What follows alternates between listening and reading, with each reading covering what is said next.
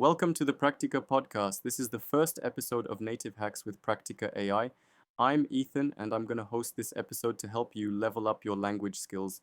I brought Charlie with me so you can hear the native hacks with her lovely British accent as well. She is a very experienced AI tutor. Charlie? Well, hi everybody, I'm Charlie. Thank you for the introduction, Ethan. It's true that I've helped over 130,000 students so far, and I will try to do my best today. So, what's the topic? Today we're diving into some of the most natural sounding shortcuts in spoken English: gonna, wanna, and gotta. Oh, that's an interesting topic. These aren't real grammar words you'll find in textbooks, but they're everywhere in real life conversations.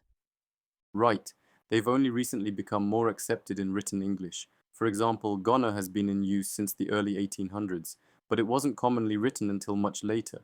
It's fascinating how spoken language often evolves faster than written language, isn't it? That is fascinating and makes a lot of sense to me. If you want to sound more natural and understand native speakers better, these three are essential. So let's break them down, shall we? Let's start with gonna then. It's a contraction of going to, usually used when talking about the future. Exactly. I'm going to call you later is just a faster way to say, I am going to call you later. You'll hear it all the time in casual speech, but keep in mind, it's usually not used in formal writing. Next up is wanna, short for want to. So instead of saying, do you want to get coffee? You might hear a native speaker say, do you want to get coffee? It just flows more naturally off the tongue, right? But you can't use wanna before a noun. You couldn't say, I wanna a pizza. That just doesn't work. You need to use it with a verb like, I wanna eat pizza. Exactly. Now let's move on to gotta. This one's a bit different. It's a casual way of saying have got to, which essentially means need to or must. So if you hear someone say, I gotta go, they mean, I have to go. Or if someone tells you, you gotta try this, they're saying, you have to try this. It adds a bit of emphasis or urgency to what you're saying. Absolutely. So, can you think of any specific rules about when to use gotta? Well, here's a tip. Gotta is mostly used with I, you, we, and they. You usually won't hear it with he or she, at least not very often. These little details can really help you sound more natural when you're speaking English. So, these contractions are really about making speech more efficient and natural sounding, aren't they? Gotta sounds way more emotional to me, like when you're really trying to convince someone. Absolutely. Alright, let's do a quick recap. Gonna is used for going to, wanna is used for want to, gotta is used for have to and must. For non native speakers, understanding these can be crucial, not just for speaking, but for comprehension too.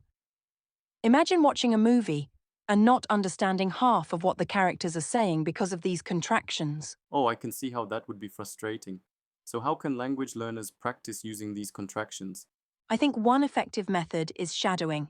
That's when you listen to native speakers and try to mimic their speech patterns, including their use of contractions. Role playing can also be really effective. Try having conversations with a language partner, or even by yourself, focusing on using these contractions in context. Um, those sound like practical strategies. There are fun ways to practice too. Don't forget about the power of music and TV shows.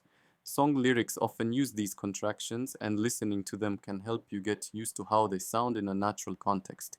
Sure, the same goes for watching English TV shows and movies. Pay attention to how the characters use these contractions in their dialogue.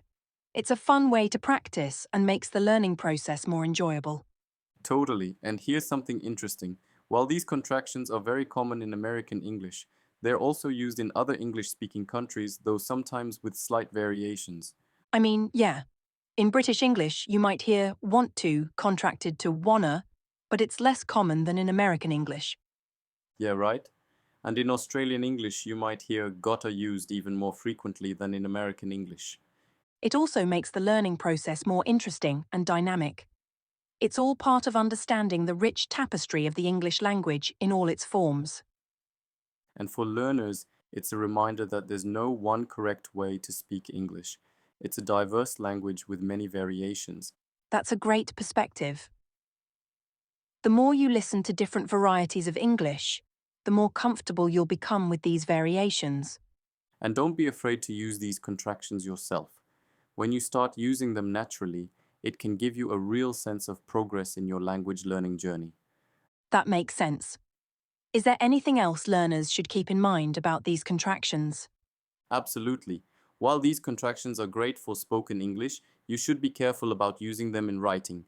In informal writing, like text messages or casual emails to friends, they're usually fine. But in formal writing, it's best to stick to the full forms. It's all about knowing your audience and the context. So it's not just about knowing how to use these contractions, but also when to use them. It's part of developing that overall language awareness that makes you a more effective communicator.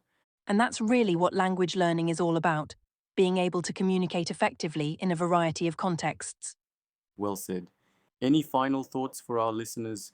Don't be afraid to use them, practice them, and most importantly, have fun with them. Language learning gotta be an enjoyable journey, not a chore. Keep practicing, keep listening, and don't be afraid to use what you've learned. That's how you really make progress. That's great advice. Thank you for being here with us, Charlie. It's been a pleasure. And to all our listeners out there, keep at it. These little linguistic shortcuts might seem small, but they can make a big difference in how natural and fluent you sound. I'm going to see you all practicing in the app. Until next time, everyone. You gotta check out our socials: Instagram, TikTok, Discord, all the places we're having conversations, sharing tips, and having fun together. Keep learning, keep practicing, and we'll see you in the next episode.